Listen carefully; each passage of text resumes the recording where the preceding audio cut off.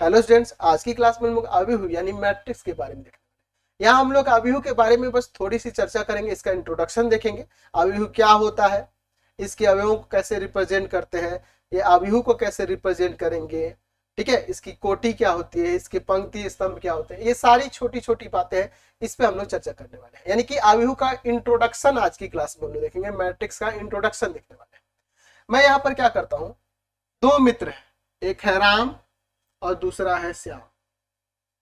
इन दोनों को हम बाजार भेजते हैं, क्या खरीदने के लिए जी? सेब खरीदने के लिए, अंगूर खरीदने के लिए और आम खरीदने के लिए। ये किलो में खरीदते हैं वहां से। ये 1 किलो सेब, श्याम 2 किलो।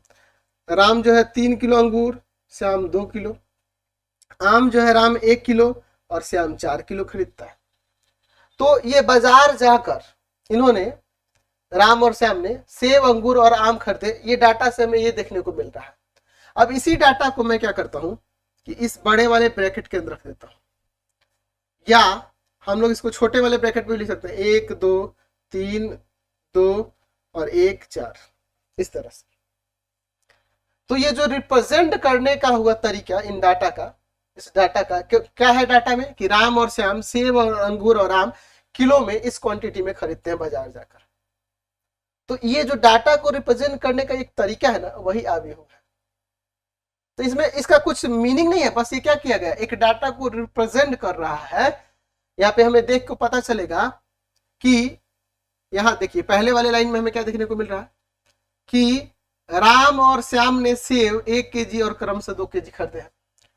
इस तरह से अगर देखते हैं तो क्या है, राम मार्केट जाकर सेब, अंगूर और आम 1 केजी, 3 केजी और क्रमशः 1 केजी खरीदा है। तो इस डाटा से हमें ये कितने क्वांटिटी में सेब, अंगूर, आम खरीदे हैं राम और श्याम, वो पता चल रहा है।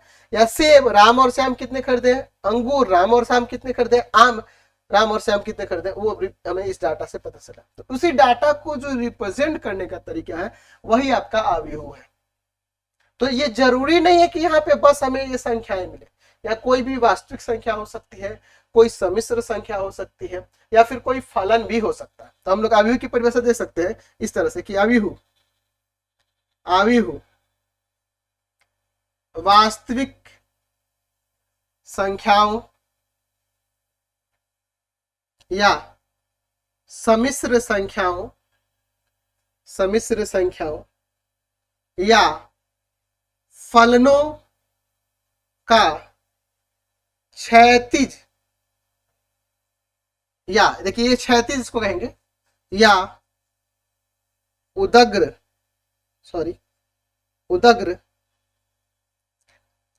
आयताकार क्रम विन्यास होता है। ठीक है ना जी। ये किस तरह का अरेंजमेंट है, क्षैतिज या उदग्र रेखाओं में एक आयताकार क्रम विन्यास है, वास्तविक संख्याओं का या सम्मिश्र संख्याओं का या फलनों का, यहाँ पे कुछ भी हो सकता है। तो और इसका कोई अलग से कोई मीनिंग नहीं है, इसका कुछ वैल्यू वगैरह ऐसा कुछ नहीं है। बस ये क्या होता है, अरेंजमेंट होता है किसी डाटा को सही तरीके से रिप्रेजेंट करके, हाँ, ये बड़े वाले ब्रैकेट में या छोटे वाले ब्रैकेट में।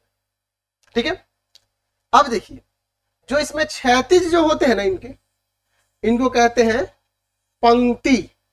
किस नाम से जाना जाता है, पंक्ति, यानी कि रॉ। जो क्षैतिज होते हैं उनको रॉ, तो ये पहला रॉ हो जाएगा R1, ये दूसरा वाला रॉ और ये तीसरा वाला रॉ। और जो उदग्र देख रहे हैं ये वाले, ये स्तंभ कहलाते हैं, यानी कि कॉलम कहलाते हैं,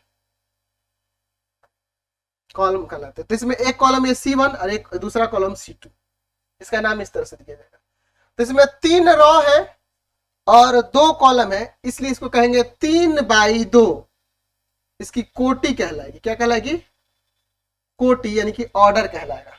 कोटि कहते हैं यानी कि ऑर्डर कहते हैं, यानी कि पंक्तियों की संख्या और स्तंभों की संख्या को ऐसे गुना में लिख देंगे तो उसको उसकी कोटि कहते हैं, ऑर्डर कहते हैं।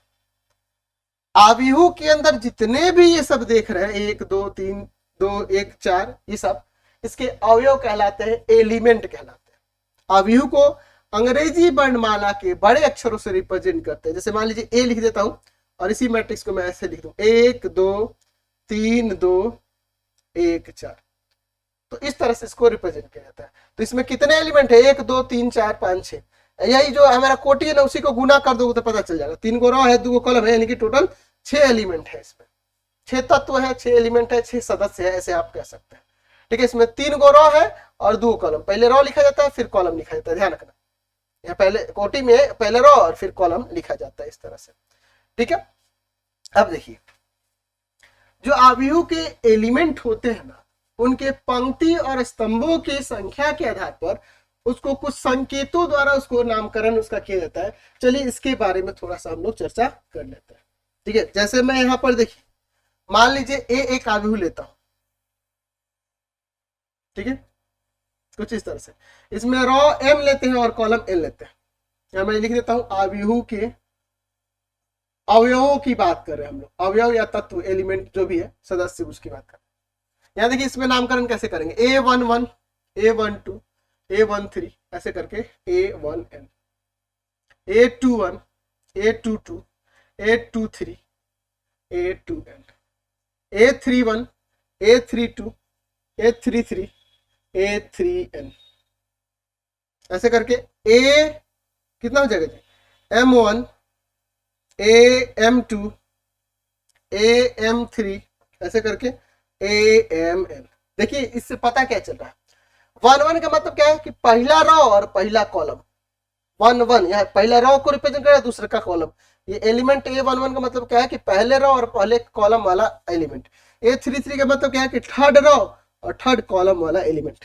देखो थर्ड रो देखो और थर्ड कॉलम देखो, दोनों जहां पे टकरा रहा है वही एलिमेंट की बात हो रही है। थर्ड रो और थर्ड कॉलम, देखिए दोनों कहां टकरा रहा है, यहीं पे ना जी, तो उसी एलिमेंट की बात हो रही है। तो ये रो और कॉलम को, पहला रो और दूसरे कॉलम, एलिमेंट के अंदर भी ये रो और कॉलम को रिप्रेजेंट करता है। यानी कि जैसे मैं मान लो यहाँ पे एक मैट्रिक्स लिख देता 1 3 2 2 4 1, तो मैं यहाँ पे कहूं कि A23 कौन है, इसमें A23 कौन है, तो दूसरे का रो और तीसरा कॉलम, नहीं सॉरी तीसरा कॉलम तो इसमें है भी नहीं, A32 ले लेते हैं मान लो, तीसरा रो और दूसरा कॉलम, तो तीसरा रो और दूसरा कॉलम ये वाला एलिमेंट हो जाएगा, समझे ना जी। A21 दूसरा रो और पहला कॉलम, तो दूसरा रो ये रहा और पहला वाला कॉलम ये रहा, तो ये वाला एलिमेंट हो जाएगा, समझ गए ना। तो ध्यान रखना ये A11 है, ये 12 है, A21 है, A22 है, ये आपका A31 है, A32 है। तो इस तरह से इसके एलिमेंट को ऐसे दिखाया जाता है।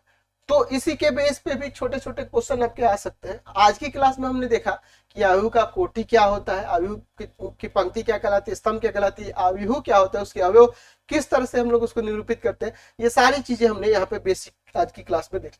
हम लोग इसके बाद आव्यूह के प्रकार यानी उनके टाइप के बारे में नेक्स्ट क्लास में चर्चा करेंगे। फिलहाल हम लोग आज की क्लास में इतना ही रहने देते हैं। आपको क्या करना होगा, प्ले स्टोर से हमारा एप्लीकेशन पढ़ाई.ऑनलाइन रविकांत सर के नाम से है, उसको जाके डाउनलोड कर लेंगे और अपने पेड कोर्सेज को ज्वाइन करिए और वहां अपनी पढ़ाई को और ज्यादा बेहतर करिए। फिलहाल आज की क्लास में इतना ही।